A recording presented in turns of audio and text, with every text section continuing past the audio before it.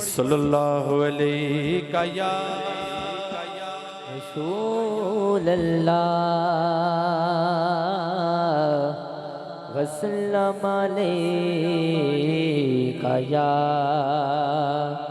हबीब अल्लाह।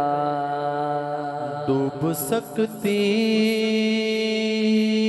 नहीं तूफान की तुग़यानी में, जिसकी कश्ती हो मोहम्मद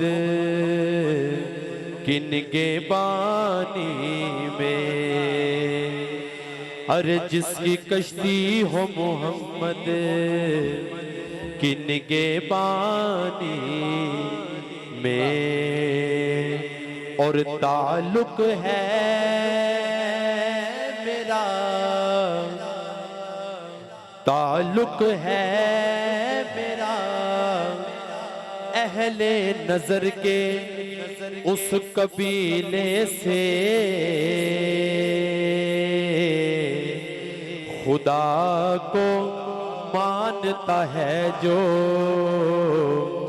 मोहम्मद के वसीले से, खुदा को मानता है जो मोहम्मद के वसीले से। मिलके पढ़िए सल्लल्लाहु अलैहि या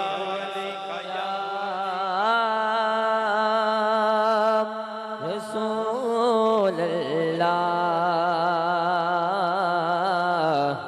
वसल्लम अलैका या हबीब अल्लाह।